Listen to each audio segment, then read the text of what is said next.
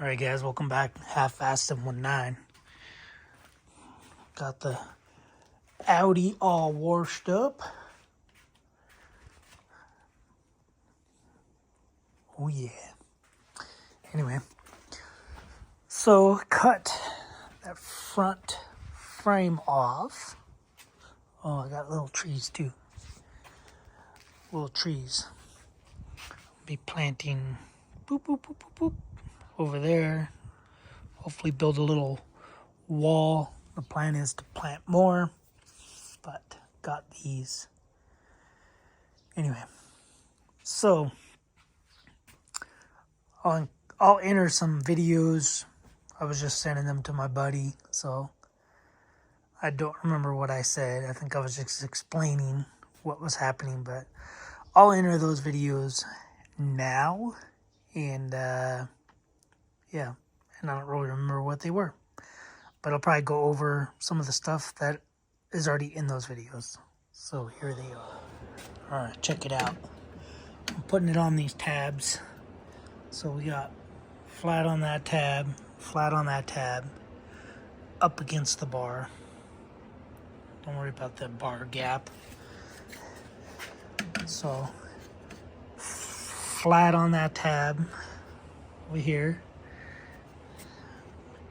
big old gap, and up against the bar. So right here is dented in. It's in, I want to say, 1/8 inch, 3/16 of an inch. Because we're flat here, flat there, up against the bar. Got her lopped off, bruh. Most of the tension off of it. That is tight.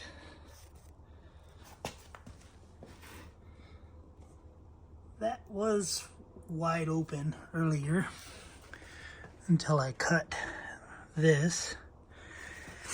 And then we got this big old offset gap. So now I'm just gonna cut the last cut down there, and then it'll fall off.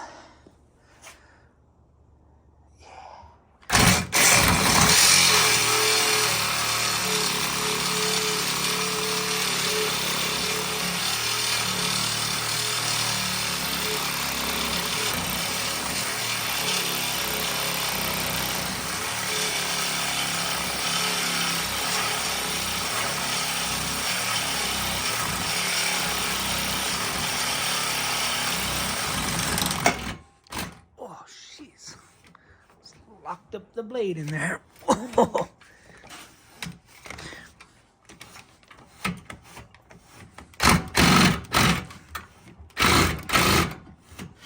Whew. It's twisting all over the place. That there, that moved there. That one moved a lot. Sorry guys, can't breathe, but okay. I'm gonna have to pop it open with a pry bar or something. Okay, now that you saw those, this is what we got. I think in one of the videos I cut this bar here, and it kept pinching the, well, actually in the videos, I don't think I videoed that. It kept pinching the blade, and weird soft reflection, anyway. It kept pinching the blade, and yeah, I ended up having to get a grinder out. So I cut this one here first, then I cut down there, and it made a huge popping noise. Probably popped open probably a good 1/2 inch down here. And then I came up here, I believe. No, I didn't. I came here. I cut this one here, and then this side over here ended up shifting this way towards the camera, towards my phone. Anyway, it popped open like this, Then cut these two right here, and then these ones. This side was open and this side was tighter, if I remember right. And then that was pretty much it. That was all the flexing, all the moving. And then I cut that one last, and it was pretty much floating by that point. And I think in one of the videos earlier, just showed that this bar here is bent. You can kind of see it. It kind of looks bent right here. The level is, because it's just hard to tell with all the wiring there, but I can tell that this whole bend right here looks in closer to that bar right there. So this bend is closer to that bar than this is to there. So I mean, I got a tape measure. I don't think I threw a tape measure on it. Could be wrong, but let's just see. We'll just go here to there. It's about 9.5. 9.5 there. And I'm looking straight up and down. The camera's showing. That's what I'm seeing right there. 9 5/8 there. And I'm seeing 9.5 here. So that's definitely bent. I don't know any other way to measure it other than this tab. It's at 7 inches to the corner of that tab. And then we got, can't even see it. Did I do the right? Yeah. So 7 inches to the inside, the outside, if that makes sense. And 6 5/8 on this tab here. So about 3/8 of an inch it is pushed in. As far as the tab is concerned, now that's if the tabs are correct in the right spot, not rolled or whatever. So it could be throwing it off because this could be not only pushed in but rolled as well. So if it's pushed in 3/16 of an inch and rolled 1/8 of an inch, that's almost 3/8 of an inch. But anyway, I think one of the videos I showed earlier, I put this level. You can see it's sitting flat on that tab, sitting flatter on that tab, and it's on the bar. So when we come over here and we put it flat on this tab, so flat on the tab, I'm gonna get away from that weld on the edge. So flat on the tab, flat on the bar,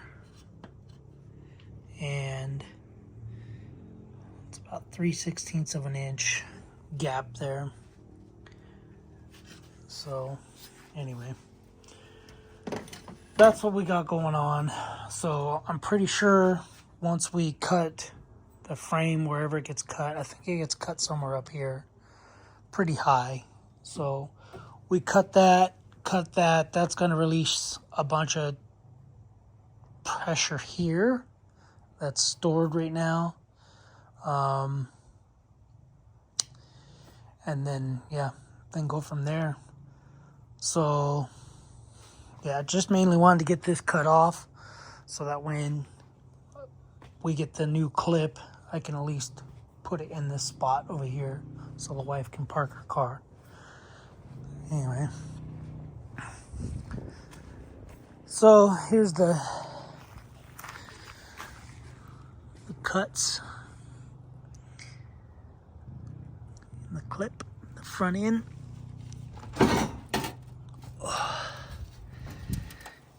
Pretty mangled front end in here. You can also see my holes for the shocks. These are the shock holes, upper shock holes. Those ones are good. And this one was, I'm assuming it was loose, because when I took the shocks off to have the nitrogen filled in them, these were oblong like that. So anyway, yep. So it's not too heavy, this section of it anyway, this piece. I did order new tabs, new weld-on stuff, so I don't think I'm going to end up using these. Ordered, I think, 4 of these, because I might do 2, day and night, so I don't have to change the flags, so I can just run nights and days, which I technically could probably just put my day whips on the lighted, but whatever. I think I'll just do 2, possibly. I don't know. That means I'll have to buy some more of these quick connect things, but that is what it is. And yeah, so I think the new roof does not come with these little quick durst. I can't remember what they're called. Anyway, they're just a quarter turn deal. Yeah. So anyway, I'd have to dimple the roof anyway, so I'm just gonna put it on the way it came or comes. I did order LED mounts, and I ordered basically 2 sets of these. 2 sets of these. I don't know if they're exactly like this or not, but so one set will be for the LED bar, and then one set will be for the mirror. However, I don't know. I might just cut those mirror ones off and reuse those, and then maybe use this LED one back here for a chase light. But I don't know. We'll see. We'll see how it goes. But yeah, in the meantime, this is off. I'm obviously not going to scrap it. I don't want to scrap it until I get the new one. And yeah. And then when I get off, when I get off on Monday, I'll be home. Tuesday morning, I have to go pick up the cage. Comes in a welded. It's a LSK radius cage, so it's taller than this cage, which is good. And it's got a radius to it, so we'll see how that goes. And then it's a weld it yourself deal, so obviously we'll have to weld it and do all these fancy things to it, and then take it to get powder coated.